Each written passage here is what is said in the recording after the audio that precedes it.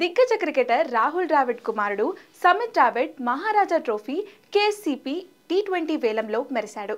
తక్కువ ధరకే పలికినప్పటికీ భారత స్టార్ ఆటగాళ్లతో కలిసి ఆడే అవకాశం దక్కించుకున్నాడు. మహారాజా ట్రోఫీని కర్ణాటక స్టేట్ క్రికెట్ అసోసియేషన్ నిర్వహిస్తోంది.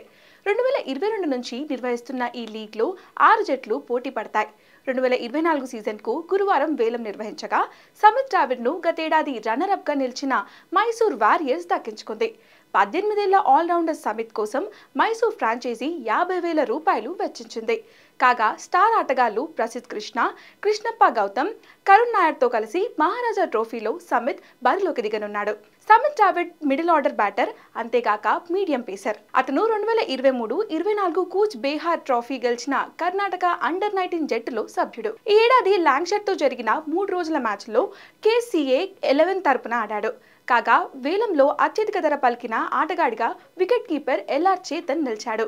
చేతన్ను బెంగళూరు బ్లాస్టర్స్ 8.20 లక్షలకు సొంతం చేసుకుంది.